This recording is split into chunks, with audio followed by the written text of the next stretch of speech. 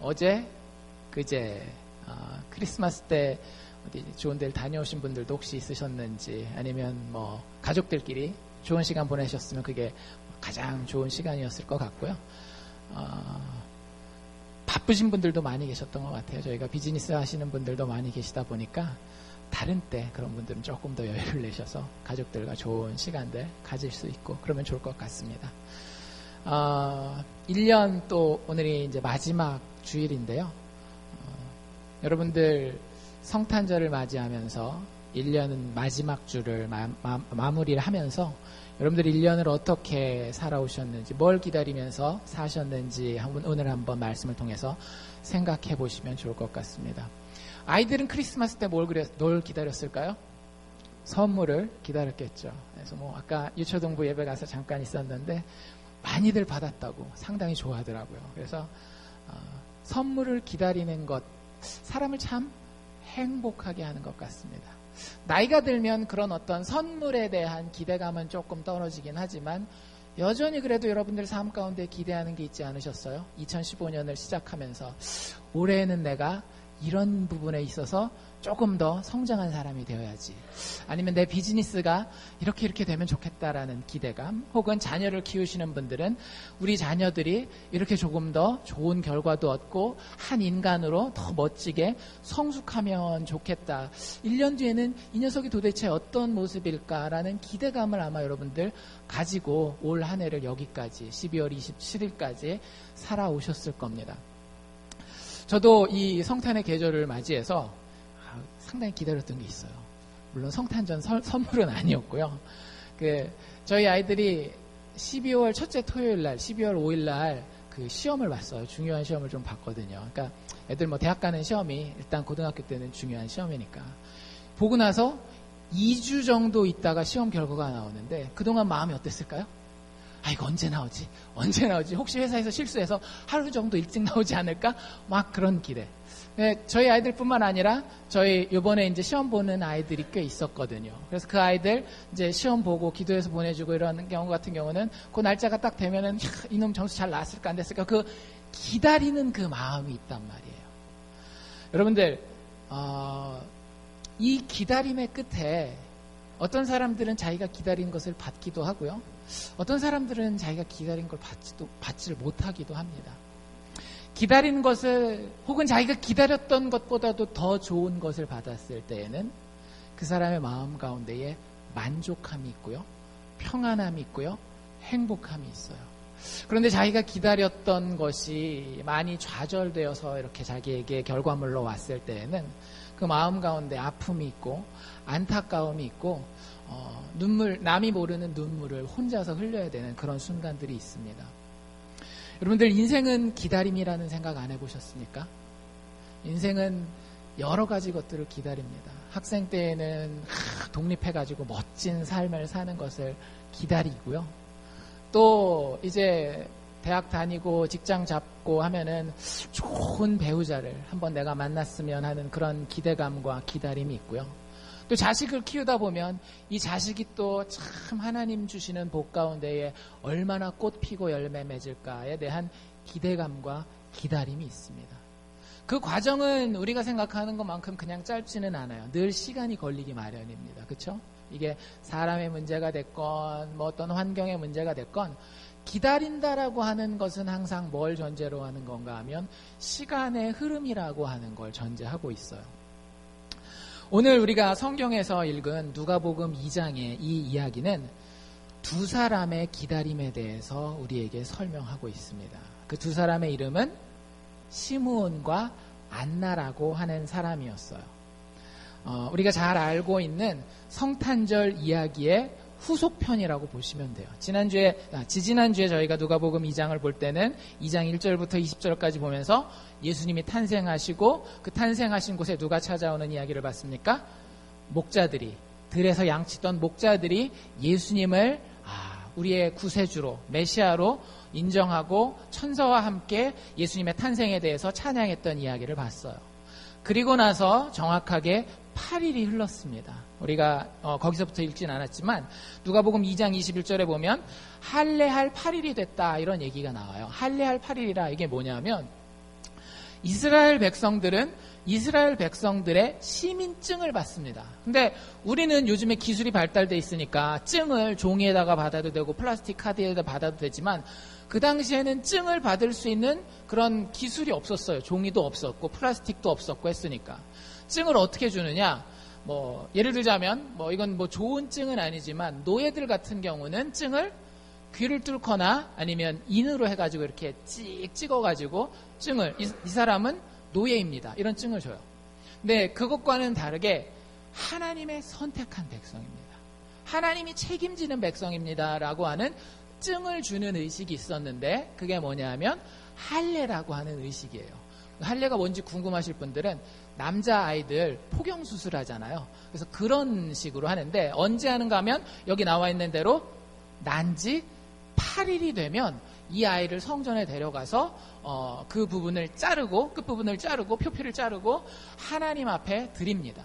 특별히 이스라엘 백성들이 출애굽할 때 하나님이 그 애굽 땅에 내렸던 재앙 10번째 재앙이 뭐였는지 혹시 기억나시는지 모르겠지만 10번째 재앙이 뭐였는가 하면 모든 첫 번째 태생이 다 죽는 재앙이었어요.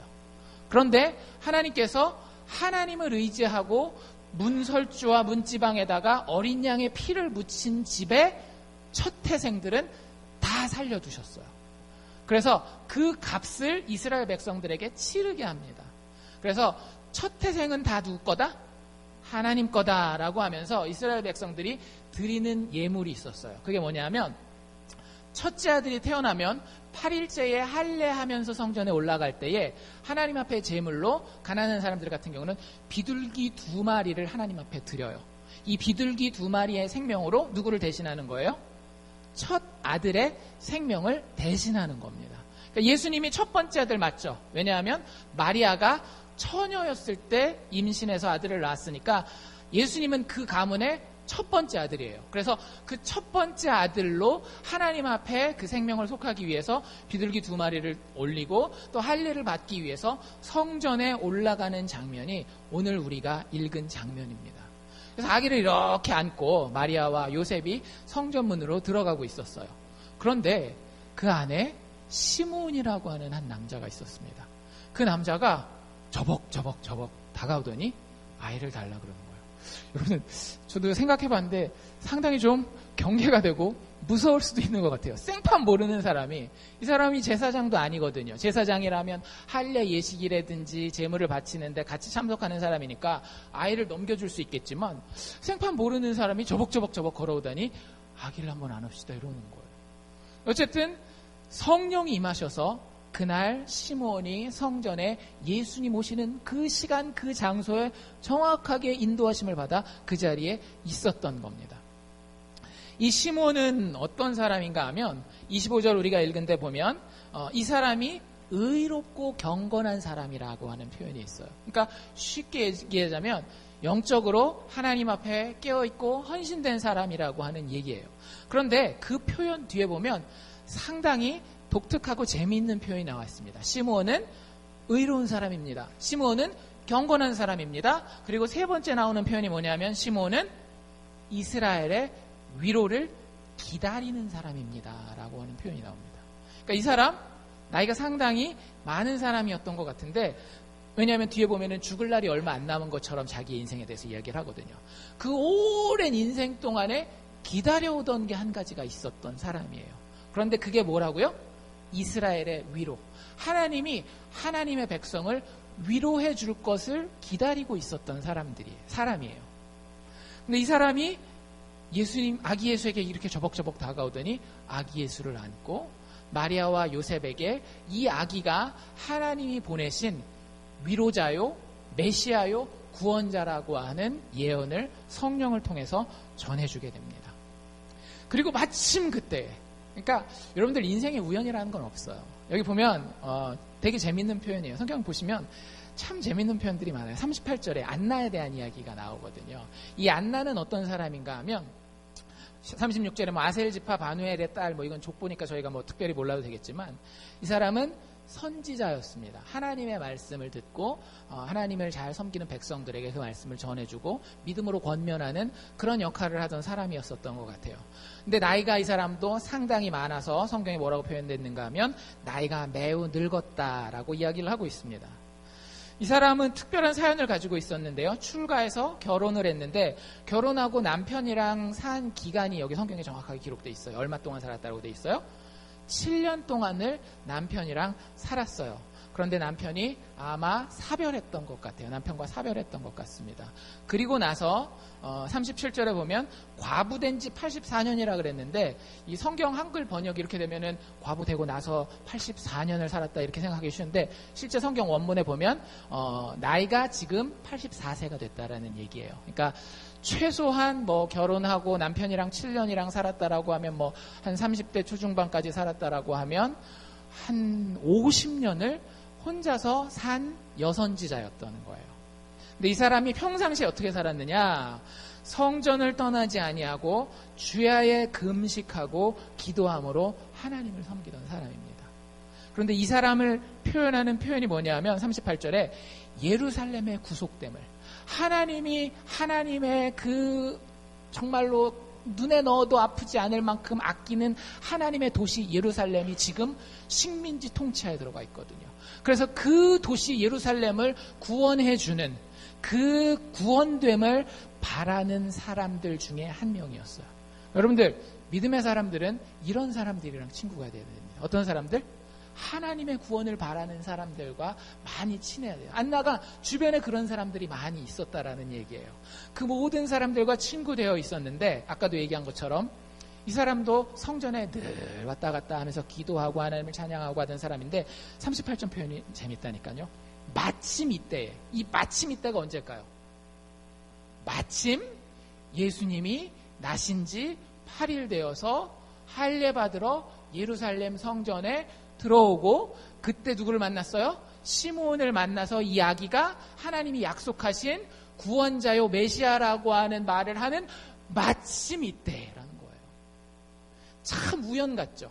여러분들 참 우연 같죠? 여러분들이 태어나서 알칸사 리를락에 살리라고 여러분들 생각도 못 해보셨을 거 아니에요. 어린 시절에 알칸사 리를락이 어딘지도 아마 모르셨을 거고 그리고 내가 이 나이 때에 여기에 이렇게 와 있고 내가 이 역할을 하고 있고 이 사람들을 만나고 있다는 것이 여러분들 다 우연 같지만 사실은 그렇지 않아요. 다 하나님의 손안에 있는 하나님의 계획하심입니다.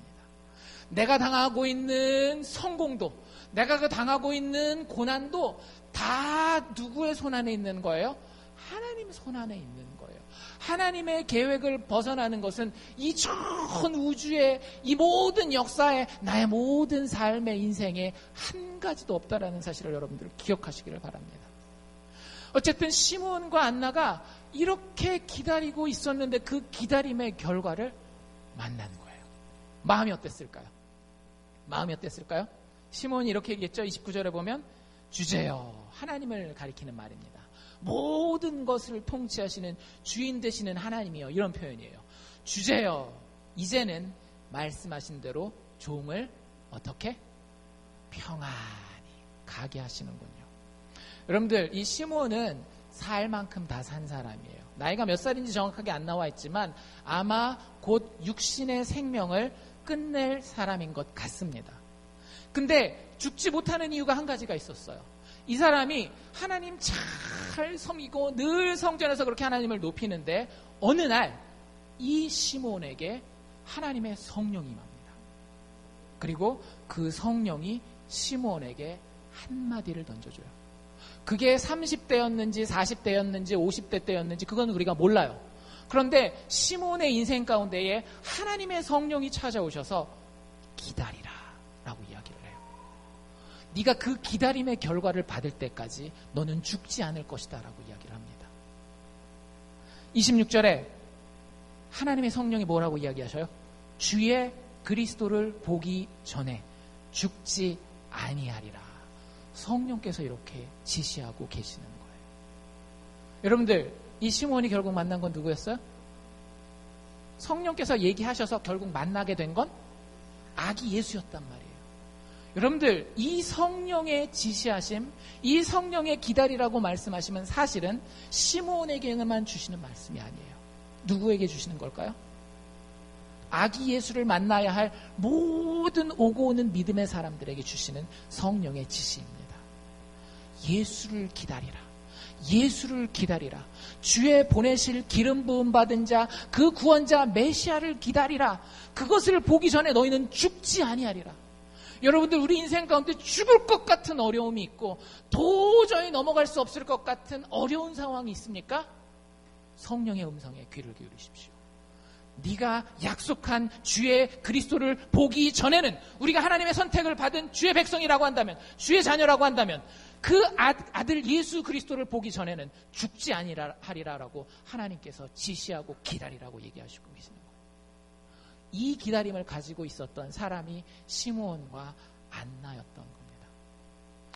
여러분들, 안나와 시므온은 예수 그리스도를 기다리고 있었어요. 여러분들은 인생을 살아가면서 과연 무엇을 혹은 누구를 기다리고 계시는지 이 아침에 한번 생각해 보실 수 있기를 원합니다. 이 본문을 그냥 이렇게 쭉 읽고요, 성경 공부 같은 거 할 때 제가 이렇게 물어볼 수 있어요. 자, 그러면 다 우리가 읽었으니까 질문하겠습니다. 시므온과 안나가 기다렸던 것은 무엇일까요? 하면 쉽게 대답하실 수 있죠. 예수님, 이렇게 대답할 수 있어요. 그런데 여러분들, 오늘 본문을 자세히 살펴보면 우리가 그냥 쉽게 시므온과 안나가 예수님을 기다렸어요 라고만 이야기하기에는 더 깊은 하나님의 진리가 이 이야기에 숨어 있습니다. 예수님을 기다리되, 여러분들, 예수님이라는 이름을 일단 알았을까요? 몰랐을까요? 안나와 시므온은.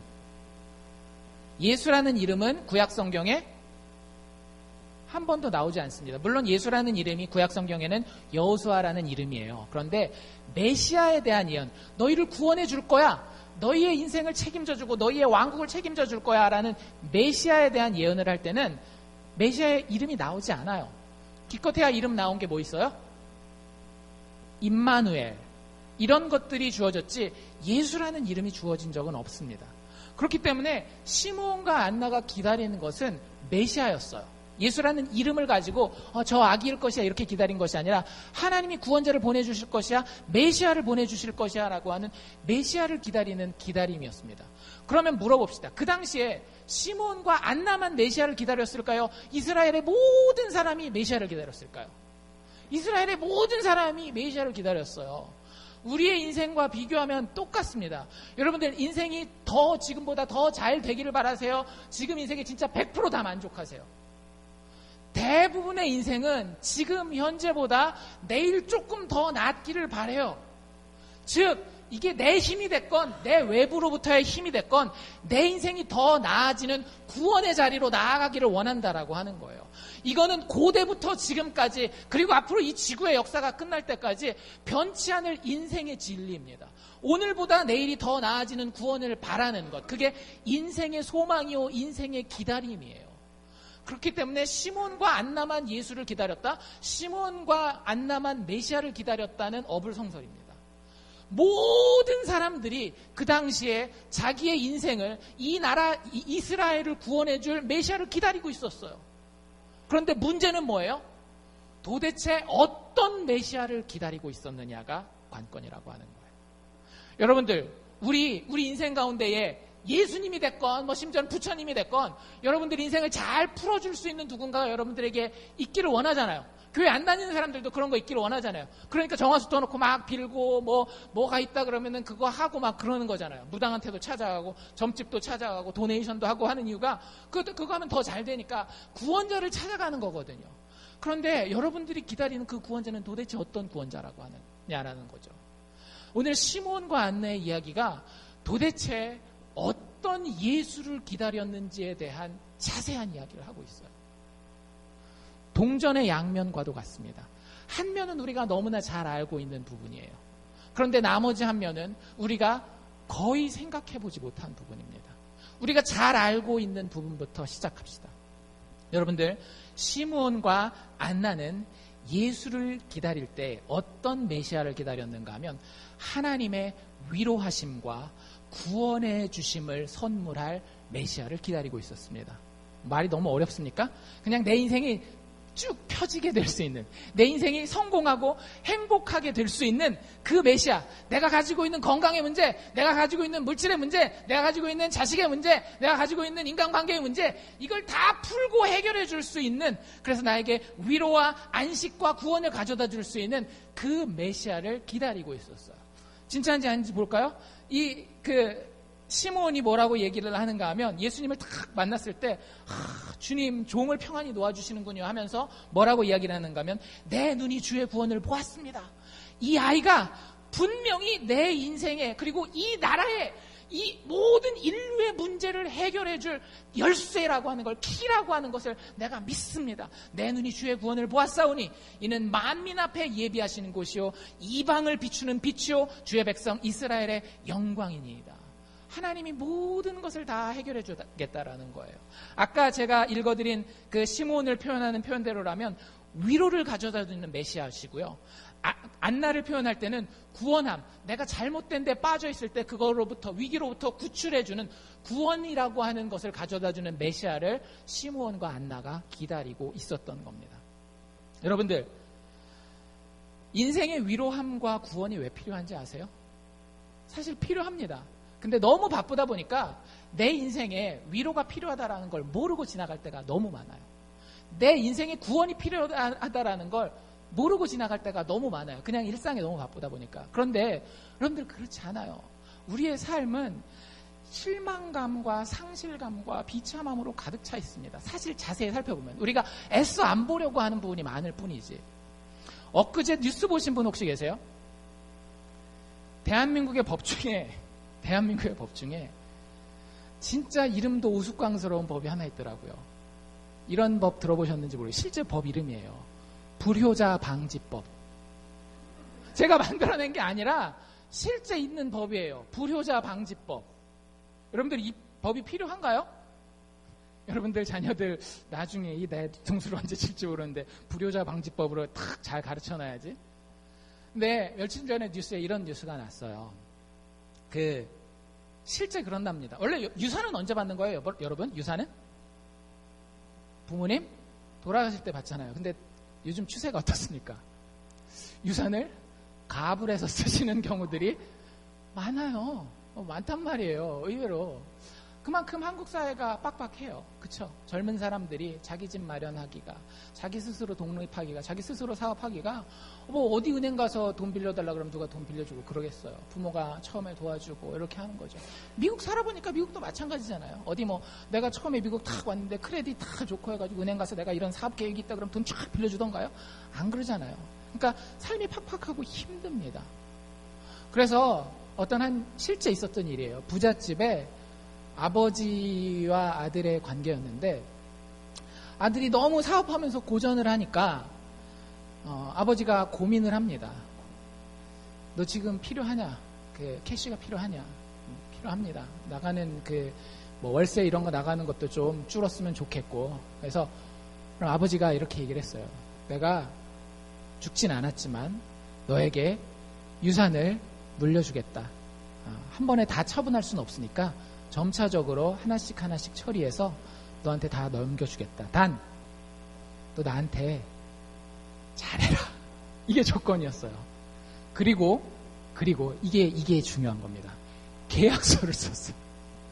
뭐라고 계약서를 썼는가 하면, 만약에 부모의 노후를 책임지지 않고 부모에게 효도하지 않을 시에는 이 유산을 미리 물려주겠다라고 하는 이 계약은 무효가 됩니다라고 하는 계약서를 썼어요, 진짜.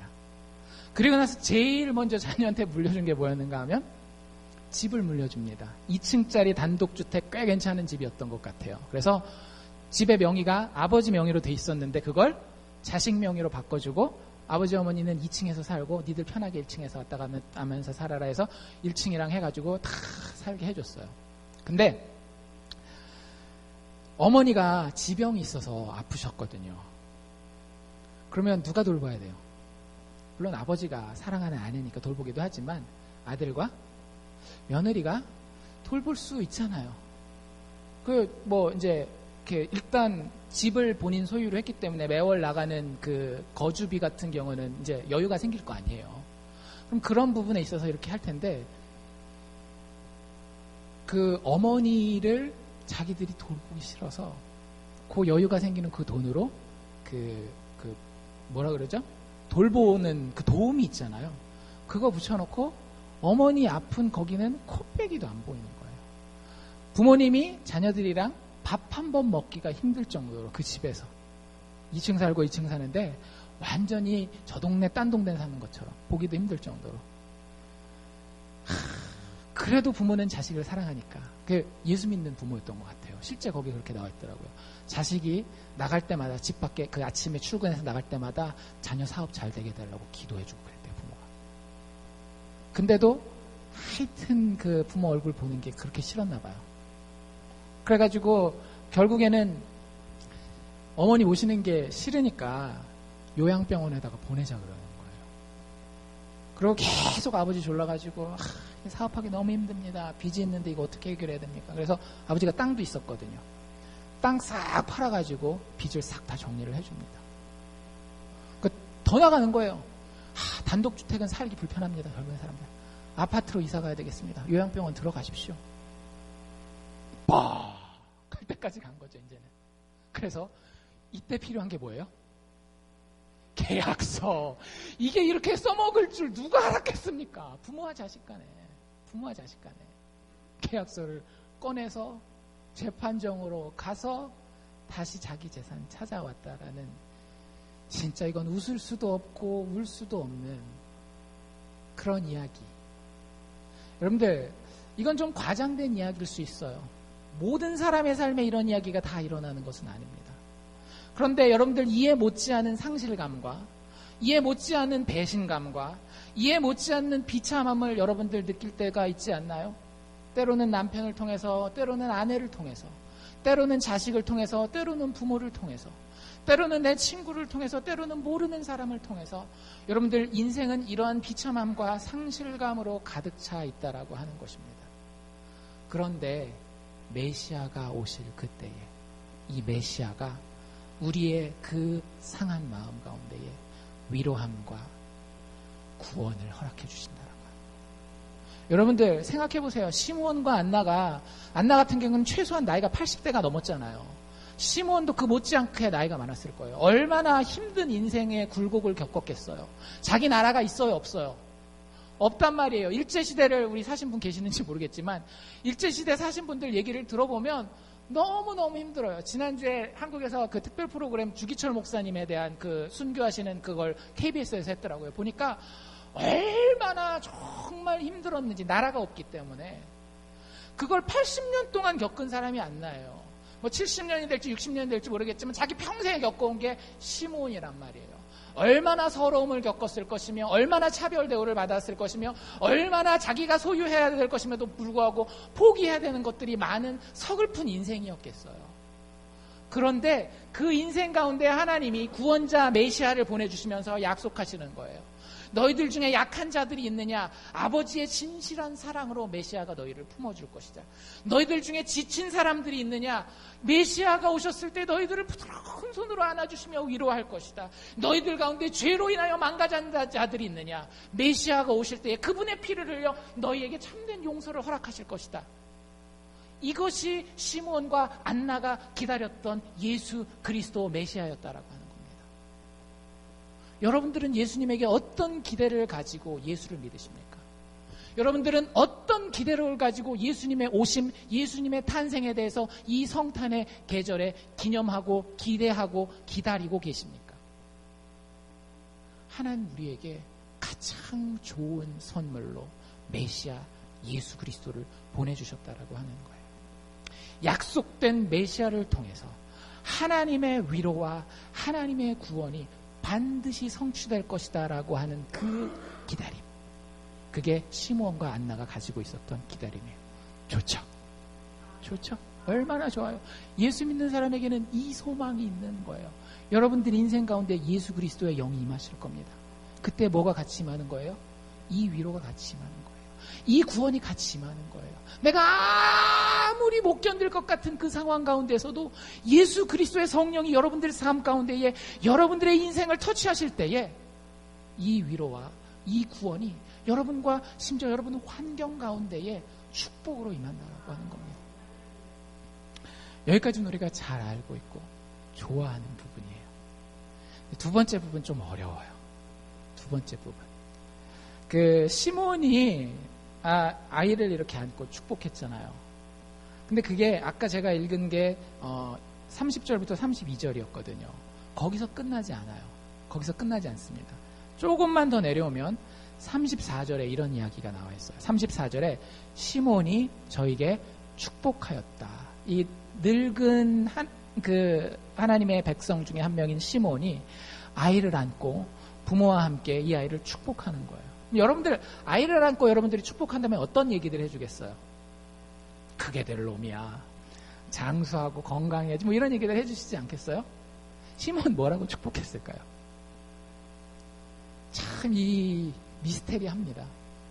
그 모친 마리아에게 일러 가로되 보라, 이 아이는 이스라엘 중에 많은 사람이 패망하는 것을 위하여 세움을 받았다.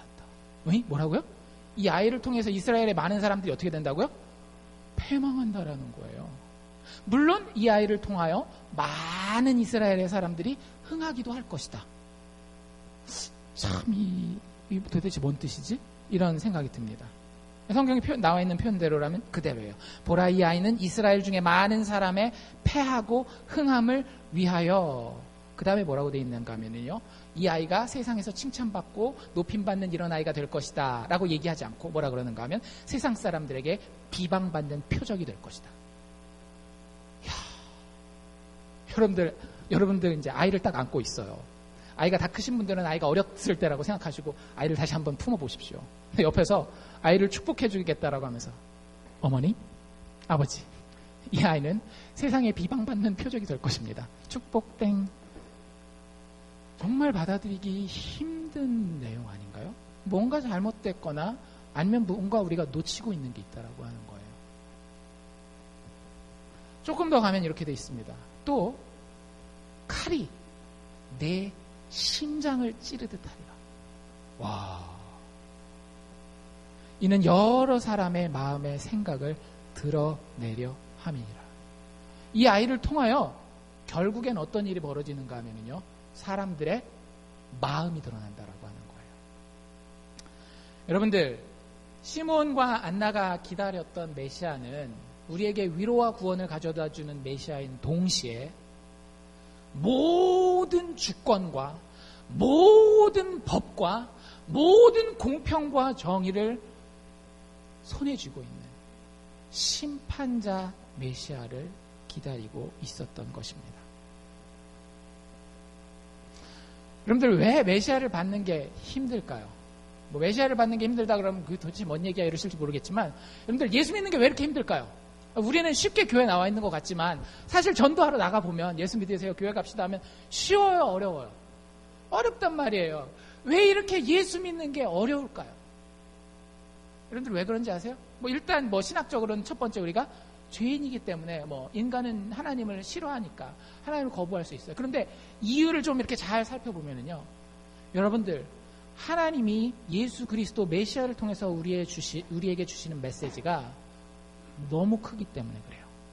이게 무슨 얘기냐면, 하나님은 우리에게 메시아를 보내실 때에 뭐라고 얘기를 하시는가 하면, 내가 간도 쓸개도 모든 것 다 빼서 너한테 줄게, 이 얘기예요. 그리고 내가 이거 빼서 줄 때는 비실비실 비참하게 주는 것이 아니라 내가 왕 중에 왕이요, 이 세상 모든 통치자 중에 통치자이기 때문에 내가 너한테 심장도 빼주고 내가 너한테 피도 다 흘려주고 내가 너한테 있는 것 없는 것 다 주었을 때는 너한테는 아무것도 필요 없고 그것만 있으면 너 되는 거야. 여러분들, 그게 기독교의 메시지입니다. 그게 기독교의 메시지예요. 단 그 모든 것을 주었기 때문에 우리에게 모든 것을 원하세요. 한 발은 예수님에게, 한 발은 내 자식에게, 한 발은 돈에게, 한 발은 하나님에게. 하루는 교회에서, 하루는 세상에서. 복음의 메시지는 그걸 원하지 않습니다. 난 이미 너에게 모든 것을 주었다. 책임질 수 있다. 네가 정말 나를 원한다면 너의 모든 것을 나에게 주어라 해요. 시몬이 정말 이 기다림을 가지고 있었을까요? 가지고 있었어요.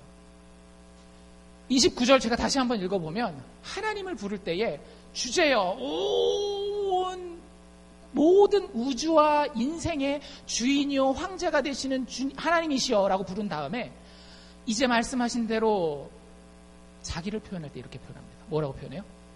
종이라고 표현하고 있어요. 종이라고 표현하고 있어요. 여러분들 하나님 앞에서 정말 종이라고 본인을 표현할 수 있겠습니까? 예수가 메시아로 나에게 모든 것을 주시기 위해서 오셨고 보장하셨어요. 문제는 뭐예요? 설마 안 믿어진다라고 하는 그게 문제인 거예요. 안 믿어지는 거. 그래서 우리에게 진짜 필요한 게 뭐예요? 믿음이에요.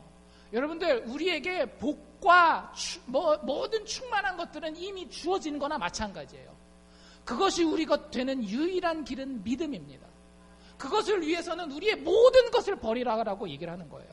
너 주인할래 종할래? 네가 주인하려면 네가 주인해. 단 난 손 떼겠어. 이게 하나님의 말씀이에요. 단 내가 너의 주인이라고 한다면 넌 100% 종이 돼야 돼. 그런데 이 주인은 종을 착취하는 주인이 아니에요. 종을 위해서 피 흘려 죽어주시는 주인이라고 하는 거예요. 여러분들 예수 믿는 거 좋은 겁니다. 예수 믿는 인생 참 좋은 그림입니다. 근데 여러분들 그림을 표현하는 한자 성어 중에 혹시 이런 말 들어보셨어요? 사족이라고 하는 거? 사족 붙이지 마 이런 얘기 하잖아요. 사족이 무슨 뜻이에요? 뱀사의 발족이잖아요. 그 뒤에 이야기가 어떻게 되시는지 아시죠? 아주 그림을 잘 그리는 미술가가 하나 있었어요. 그림을 그리라 그랬는데 어떤 동물을 그릴까? 그랬더니 뱀을 그리라 그런 거예요. 뱀을 쫙 그려놨는데 막 지금 당장에도 꿈틀꿈틀 뱀이 막 나올 것처럼 진짜 살아있는 것처럼 뱀을 그렸어요. 그러면 거기 만족해야죠. 이렇게 보니까 뭔가 좀 허전하다는 생각이 자기 스스로 든 거예요. 그래서 뭘 그려넣어요? 다리를 그려넣었어요. 그래서 나온 한자 성어가 사족이에요. 필요 없는 거 갖다 붙이는 거. 여러분들 우리가 예수 믿는 믿음을 볼 때에 정말로 이 그림처럼 보고 있지 않는지, 예수 그리스도 한 분으로만 만족해 보이지 않아서 예수 그리스도 플러스 나의 노력, 예수 그리스도 플러스 나의 착함, 예수 그리스도 플러스 세상의 쾌락, 예수 그리스도 플러스 돈, 예수 그리스도 플러스 다른 것들 자꾸 거기다가 사족을 붙이려고 하는데 그렇지 않다라고 하는 거예요. 하나님께서 우리에게 난 너에게 모든 것을 주었다. 너도 나에게 모든 것을 내려놓아라. 이게 메시아가 우리에게 요구하는 것입니다. 여러분들 이 메시아를 기다리고 계십니까? 이 예수님을 여러분들 기다리고 계십니까? 아니면 이쪽에도 한 발 걸쳐도 되고 저쪽에도 한 발 걸쳐도 되는 물에 물 탄 듯 술에 술 탄 듯한 그런 메시아를 기다리고 계십니까? 시몬과 안나는 분명히 세상의 구원자가 되기 위하여 이 땅에 오신 하나님을 주인으로 모시고자 하는 그런 기다림을 가지고 있었습니다. 여러분들 이 예수님 앞에는 중립지대라는 건 있을까요? 없을까요? 없어요. 여러분들 교회 오래 다니시면 저는 한 중간 정도 있는 것 같아요. 이런 분들이 계시는데 예수 믿는 데는 중립지대라는 것이 없습니다. 내가 너에게 모든 것을 주었으니 너 어떻게 할래? 앞에는요. 여러분들 그분을 받아들임으로 흥하던지 아니면 그분을 기분 나빠하고 그분을 배척하고 그분을 멀리하여서 패망하든지 둘 중에 하나라고 하는 거예요. 시몬과 안나는 전자였습니다. 그분이 누군지도 몰랐고 그분의 이름도 몰랐지만 하나님의 약속을 신뢰하여서 그분이 오실 때에 모든 것을 책임지시리라고 하는 믿음 가운데에 주권자 되신 메시아를 기다렸던 것이에요. 여러분들 이 아기가 왔을 때에 무엇을 드러낸다라고요? 사람의 마음을 드러낸다라고요. 여기 방금 저희가 읽은 데 나와 있잖아요. 칼이 내 마음을 찌르는 듯하리라. 이는 여러 사람의 마음의 생각을 드러내려 합니다. 여러분들 진짜 솔직하게 여러분들 스스로에게 물어보십시다. 여러분들 진짜 예수를 위해서 다 버릴 수 있겠어요? 사실 저는 좀 무서웠어요. 주기철 목사님 그 다큐멘터리를 보면서. 정말로 말로 형용할 수 없을 만한 고문을 당했거든요. 4년간에 걸쳐서. 편안하게 부산 이런 경상남도 지역에서 목회할 수 있는 분이었는데, 한국의 상징적인 기독교의 처음 초시가 되는 평양의 교회를 살리고자 산정현 교회로 가요. 가자마자 처음한 설교가 뭐였는가 하면, 하나님 외에 다른 신 섬기면 안 됩니다. 그 당시에 가장 이슈가 되는 게 뭐였어요? 신사참배였잖아요. 황제를, 일본의 천황을 신으로 그 앞에 절하라고 하는 거. 여러분들 그때 어떤 일이 벌어지는가 하면은요, 노회를 엽니다. 노회. 평양 노회를 열어요. 평양 노회가 노회를 열어서 주기철 목사님을 쫓아내요. 그리고 나머지 목사님들 다 어디 갔는지 알아요? 신사 가가지고 절했어요. 주기철 목사님 그걸 받을 수가 없었던 거예요. 주기철 목사님이 기다리던 예수님이 있었거든요. 나에게 모든 것을 주셨고 나에게 모든 것을 요구하시는. 그래서 주기철 목사님의 목회 철학 이거였어요. 일사각오. 인생 태어나면 한 번 죽는 거예요. 누구를 위해서 죽을 거냐, 그게 문제라고 하는 거죠. 내가 목회하면서 그리스도가 나를 위해 이미 모든 것을 주셨는데 왜 나는 그분을 위해서 모든 것을 바치지 못하겠느냐. 일사각오를 가지고, 죽을 각오를 가지고 죽으셨어요. 솔직히 말해서 저도 목사지만 그 다큐멘터리 보면서 무서웠습니다. 정말 내가 그런 예수를 기다리고 있는지, 정말 내가 그 메시아를 나의 인생의 주인으로 모시고 있는지, 그분이 나에게 목숨을 요구했을 때에 내가 내려놓을 준비가 되어 있는지. 그 아기가 우리 앞에 설 때는요, 다른 것이 드러나는 게 아닙니다. 너 정말 모든 것을 내려놓을 마음이 있니? 아무 말 하지 못하는 그 아기 예수가 시몬과 안나와 마리아와 요셉에게 그 질문을 던지고 있는 거예요. 여러분들, 이 본문 보면 칼로 내 마음을 찌르는 듯하리라 이 표현이 있잖아요. 대부분 우리가 이 성경 읽을 때 뭐라고 생각하는가 하면, 예수님이 돌아가실 때 마리아의 마음이 엄마로서 많이 아프겠구나, 그거를 예언하는 것이다라고 생각해요. 예, 맞습니다. 그런데 그것 이상의 마음의 아픔이라는 걸 알 수가 있어요. 여러분들, 나중에 마리아가 예수님을 낳고 요셉과 동침하여서 아들을 더 낳아요. 그래서 예수님에게는 동생들이 있습니다. 그리고 예수님이 30세가 되었을 때 공생애를 시작해서 사역을 하러 여기저기 회당과 마을들을 돌아다니실 때에 예수님의 어머니와 예수님의 동생들이 한 일이 있었어요. 뭘까요? 예수님 잡으러 다니는 거였어요. 성경에 그렇게 나와 있어요. 예수님 잡으러 다니면서 가문 망신시키지 마. 이제 그만 내려놓고 그냥 집에서 평범하게 살자. 그거 하러 매번 돌아다녔어요. 여러분들, 마리아가 어떤 사람이에요? 천사로부터 너를 통하여 하나님의 아들이 잉태되게 될 것이다. 처녀로 잉태해 본 사람이에요. 기적 중에 기적을 체험한 사람 아닙니까?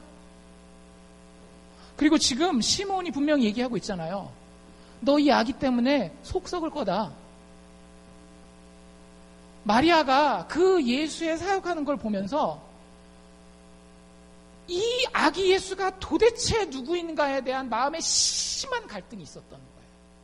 아들이 십자가에 못 박혀 죽는 것도 칼로 자기 심장을 찌르는 것처럼 안팎겠지만, 자기 몸으로 낳은 이 아들이지만 이 아기 예수가 도대체 어떤 분이신가에 대한 마음의 갈등이 심각하게 있었던 겁니다.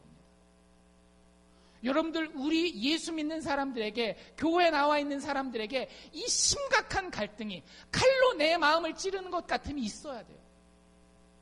그때에 성령의 도우심으로 어떤 사람에게는 그 칼이 사람의 병을 고치고 아픈 곳을 도려내는 의사의 수술 메스가 될 수 있는 반면, 어떤 사람에게는 자기의 정말로 하나님 앞에서 없어야 하는 이기심을 가지고 방어하다가 결국에는 찔려 죽을 수밖에 없는 날카로운 칼로 자기 심장에 다가와서 자기를 패망하게 되는 칼날이 될 수도 있다라고 하는 거예요. 여러분들, 그 마음의 생각을 하나님 앞에 드러내십시오. 아파도 드러내십시오. 내가 진짜 하나님을 향한 마음이 있는지, 정말로 시므온과 안나가 누가복음을 통하여서 오늘 우리에게 전하고 있는 그 예수가 나의 예수인지, 아니면 내가 얘기하는 이 예수는, 성경에 이야기하는 이 예수와는 좀 다른 예수인지 마음을 여러분들 하나님 앞에 드러내십시오. 여러분들이 그 정직한 자리에 설 때에 하나님께서 성령을 통하여 시므온에게 내가 주 그리스도를 보리라 라고 한 그 말씀이 우리에게도 들릴 줄로 믿습니다. 하나님은 찾는 영혼들에게 그저 빈손으로 돌려보내시는 법이 없어요. 이건 돈에 대한 이야기도 아니고 건강에 대한 이야기도 아닙니다. 우리의 마음과 영혼에 대한 이야기예요. 우리가 정말로 하나님을 기다리기를 원합니다. 성경이 이야기하는 이 메시아 예수 그리스도를 내 삶 가운데 매일매일 태어나게 하기를 원합니다.